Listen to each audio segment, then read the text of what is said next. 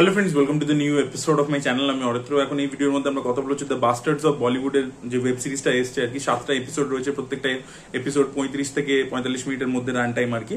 তো এটা নিয়ে কথা বলবো, রিভিউ দেবো।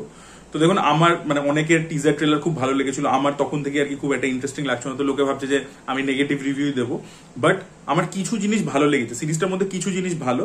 বাট ওভারঅলে যে সিরিজটা দাঁড়িয়েছে না, সেটা খুবই অ্যাভারেজ একটা ওয়াচ হয়েছে। এবং স্পেশালি পরের দিকের এপিসোডগুলো, প্রথম দিকের এপিসোডগুলো কম্পারেটিভলি বেটার। এবং এখানে কি কি পজিটিভ দেখুন, গল্প আপনারা ট্রেলার থেকে বুঝে গেছেন। আসমান বলে একটা হিরো আছে যে আউটসাইডার আর কি, প্রথম ছবি তার হিট হয়ে গেছে, ডেবিউট ফিল্ম।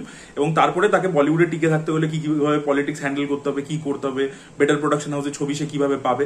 তো কাইন্ড অফ একটা কার্তিক আরিয়ানের মতো আর কি ক্যারেক্টার, যে আউটসাইডার, যে এসে বলিউডে একটা কর্পোরেট ওয়ার্ল্ডের মধ্যে অ্যাডজাস্ট করবার চেষ্টা করছে। সেখানে বলিউডের সাথে আন্ডারওয়ার্ল্ডের কি যোগসূত্র, কিভাবে অ্যাওয়ার্ডস হয়, কিভাবে রিভিউজ হয়, সবকিছু যে পুরো নেক্সাসটা একটা ফিল্ম ইন্ডাস্ট্রিকে কেন্দ্র করে সেটা পুরোটা দেখিয়েছে আর কি। এবং সেটাকে একটা স্পুফি ওয়েতেই প্রেজেন্ট করেছে, কমেডির মাধ্যমে প্রেজেন্ট করেছে। বাট প্রথম দিকে যে এপিসোডগুলো শুরু হয় সেই জায়গায় কিন্তু কমেডিটা বেশ ভালো ওয়ার্ক করছিল এবং জিনিসগুলো দেখতে ভালো লাগছিল, মোমেন্টস গুলো দেখতে ভালো লাগছিল। এবং যেভাবে ববি দেওলের ক্যারেক্টারটা কিন্তু বেশ ভালো করে ডিজাইন করেছে, এবং ববি দেওলের পারফরমেন্সও খুব ভালো।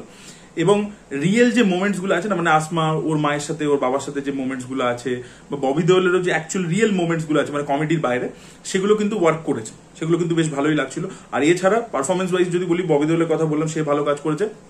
রাঘব জুয়েল খুব ভালো কাজ করেছে, লক্ষ্যও ভালো কাজ করেছে। লক্ষ্যের তো দেখুন, লক্ষ্য এবং রাঘব ওদের মধ্যে যে কেমিস্ট্রিটা আমরা কিলে দেখতে পেয়েছিলাম, একটা অন্যরকমের কেমিস্ট্রি ছিল। এখানে তারা দুজন বন্ধু চরিত্র করেছে এবং ওদের একটা মজার কেমিস্ট্রি আমরা দেখতে পাই। তার সাথে একটা খুব সিরিয়াস জায়গায় যে বন্ধুর সাথে একটা ঝগড়া হয়ে গেছে, সেখান থেকে আবার একটা রিকনসিলিয়েশন, সেই জিনিসপত্রগুলো কিন্তু বেশ ভালোভাবে ওয়ার্ক করেছে।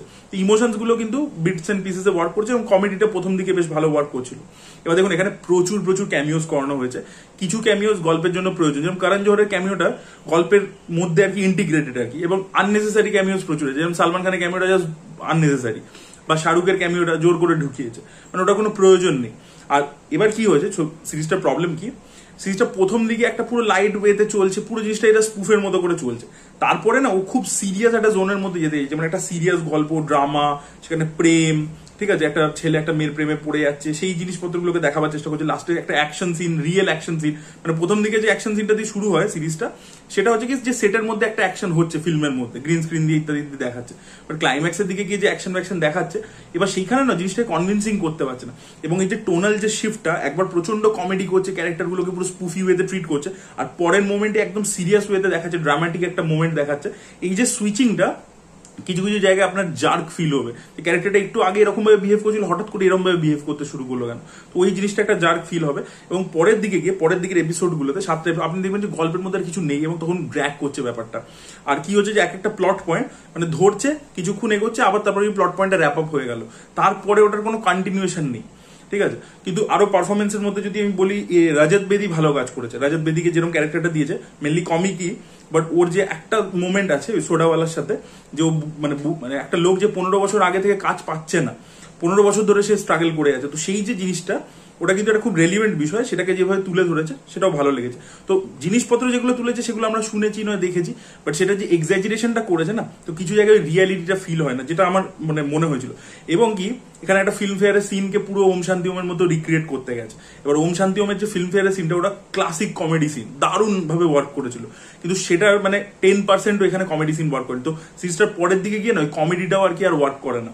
তো সেই জিনিসপত্রগুলো, এবং সেখানে যে ইমোশনটা পুরোটাই সুপারফিশিয়াল লেভেলে ওয়ার্ক করতে শুরু করে, সিরিজের যে পরের দিকের এপিসোডগুলোতে, যেখানে আমি বললাম যে বাবা মেয়ের মধ্যে যে কনফ্লিক্ট, বা ক্লাইম্যাক্সের দিকে কি একটা টুইস্ট রয়েছে, আর যে টুইস্টটা আছে ওটা আমি আগে থেকে বুঝতে পারছিলাম যে এটা এরকম একটা কোনো দিকে যাচ্ছে, নাহলে ববি দেওলের ক্যারেক্টারটা কোনো পয়েন্টলেস হয়ে যাচ্ছে পুরো ব্যাপারটা। বাট পরের দিকে গিয়ে বুঝতে পারলাম যে, এবং টাইটেলটাকেও জাস্টিফাই করে কোথাও গিয়ে, তো সেই জায়গাতে একটা টুইস্ট রয়েছে। বাট অনেকের ওই টুইস্টটা ভালো লাগবে, অনেকের খারাপ লাগবে। আমার যেটা মনে হচ্ছে ঠিক আছে, ওটা রয়েছে, but twist is not that impactful.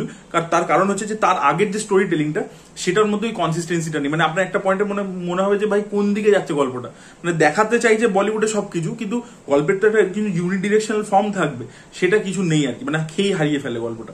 তো সেইটা, আর যেটা বললাম যে ক্যামিওস প্রচুর পয়েন্টলেস রয়েছে, আর যে পুরো জিনিসটাকে খুব প্রচন্ড গ্লসি ওয়েতে প্রেজেন্ট করেছে, করেছে।